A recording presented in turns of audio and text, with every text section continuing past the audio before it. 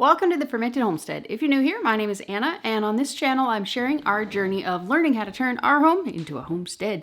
Today, as promised, I am going to bring you along as we strain yogurt to make a thicker yogurt, like a Greek style type of yogurt, and you can even use this technique to make yogurt cheese. Kefir cheese. There are a ton of different ways that you can achieve this same result. If you have knobs on your kitchen cabinets, you can hang it from the kitchen cabinets. If you have an unused door, I guess you could hang it from the doorknob. I don't know if that would work, but you get my point. I do not have knobs on my cupboards, so I use a pot instead. Let me explain. I like to take a bowl and put it inside of my pot here, and that's gonna help to collect the whey without coming in constant contact with metal, which this is a stainless steel, super thick, awesome pot, but it's still metal, so I like to avoid it whenever possible. So we are just gonna take our yogurt here. A muslin cloth. This is, maybe you could use like many layers of cheesecloth, but I don't think so. You need some kind of a cloth. You could use a coffee filter. I have hit or miss success with using a coffee filter. The ones that I have right now take forever to filter through. So I don't even know how coffee makes it through that thing.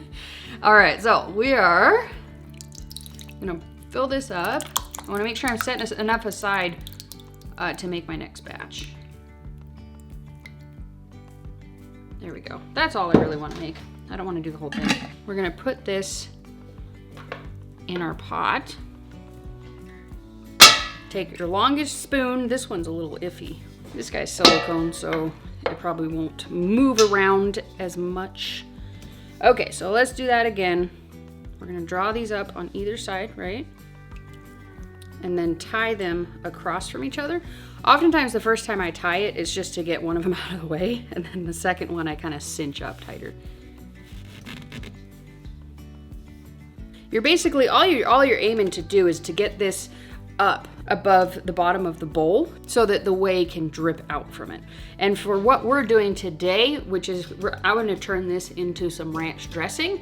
So for our purposes today, I'm not going to let this hang for a really long time, but you would just hang it like overnight to get this the yogurt cheese. I mean, if you're doing this in the summer, you can cover this with another cloth. I'll probably go do that. And this is going to keep all the little buggies out. And then this is probably only gonna take half an hour, honestly. So I'm gonna set a timer and I'll see you back here in a half an hour.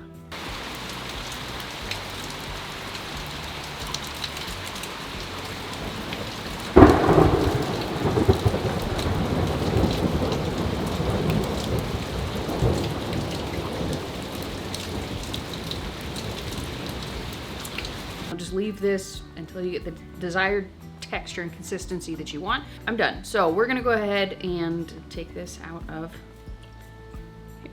We still have a nice, maybe I want to do more. It's really thin.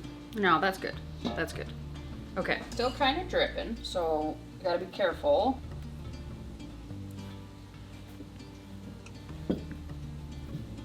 Then you just kind of pour it out of the cloth, really. This is not the most refined technique in the world.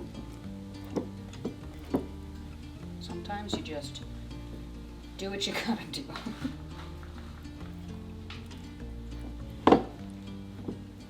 Got a nice ranch-like consistency.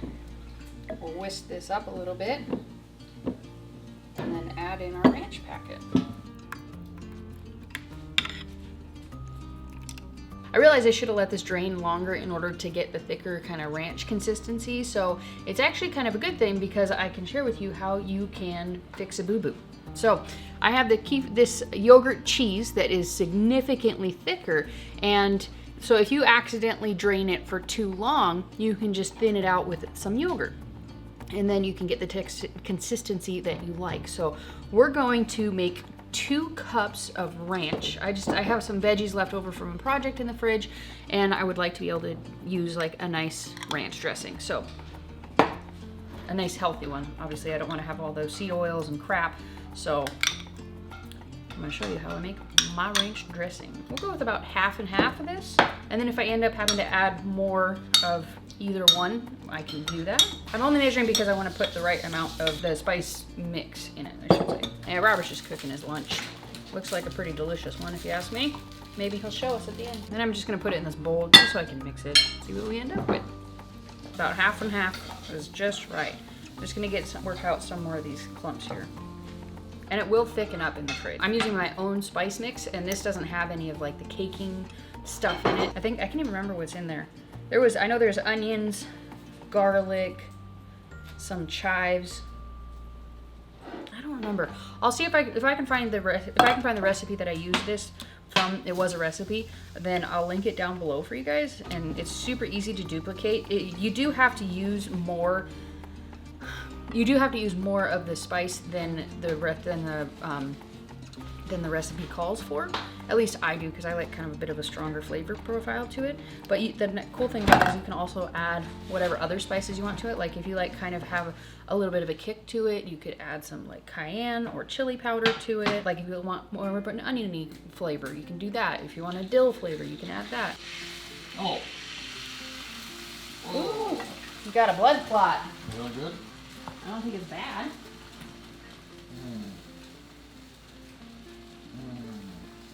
Smell it. I don't think it's bad, but it's certainly unappetizing. I would scoop it out with it. I mean, I don't think it's contaminated, but I would scoop it out. That was super gross, and it went into the whites also. It wasn't just like on the yolk.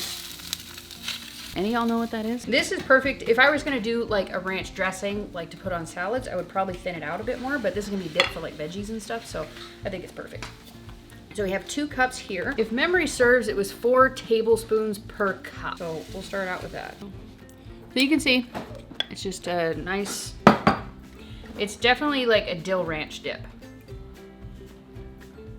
Oh, this is gonna be so good in a couple hours. Can I have some? Mm-hmm. Can I have some? I'll taste it. You like it?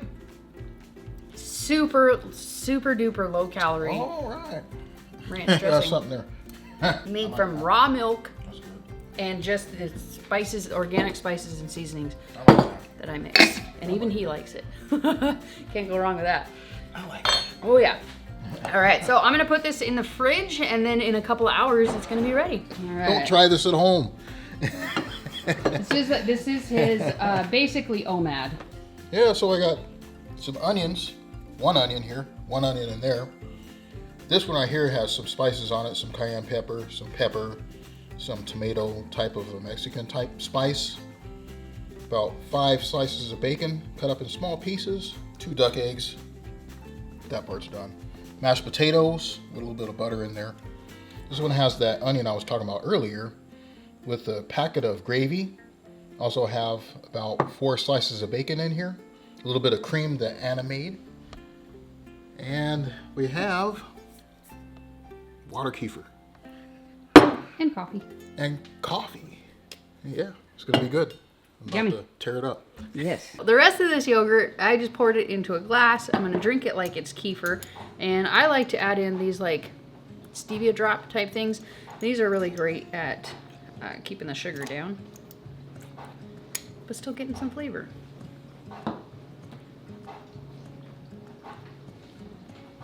Breakfast. It's been about an hour since we made the ranch dressing dip, and it's just, I don't know what to say. It's delicious. It's nice, it's thick, it's whatever thickness you want it to be is what it will be. I would say for the dressing mix, I think I put 1 extra tablespoon. I would say probably I would do just a little bit less. I think I put a little bit too much in there. It's still super delicious.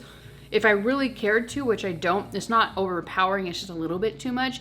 If you really wanted to, you could just add some more yogurt to it and just get it to the right taste and consistency that you want. You can kind of just play with it. I hope that you guys enjoyed learning how you can make your yogurt thicker. You can even turn it into a super healthy cheese, or you can make a delicious, low-calorie, guilt-free ranch dressing. I mean, who doesn't love that, right? Myself, personally, I love sauces and dressings and things like that, and having this kind of an option that helps be able to stay on whatever your plan is. I think most people's plans involves like a healthy yogurt, right? unless you're vegan. Earlier this morning, I posted yesterday's video. I got a little behind on editing and I wasn't able to get yesterday's video out yesterday. So you got 2 videos coming at you today. And the video that I posted earlier today, you guys are freaking amazing. Like, check out the comment section of that video. There's so many people who related to my story, who found encouragement with it, and gave me just as much encouragement in return. Listening to people's kind of stories and their own frustrations and their success stories was just, y'all bless my heart. I can't even begin to tell you how much I really have enjoyed reading the comment section. Really helped me to feel less alone in just the struggles of regaining health after it's been lost. So at any rate, I hope that you guys will consider checking out that video from earlier today if you haven't already. If you guys are enjoying Vlogmas, Fermentmas with our mostly kind of sort of daily vlogs, as well as following me along as I pursue my gut healing and share with you guys what I'm learning in the process, and of course, homestead shenanigans, click this button right here. This is the subscribe button. This is what tells YouTube you want to come back here. Up here is a video that Mr. Google Pants thinks you're going to enjoy. Over here is my last Vlogmas / Fermentmas video. And then up here is the Vlogmas / Fermentmas playlist. Check it out for all kinds of inspiration. See you next time. Peace out, sauerkraut.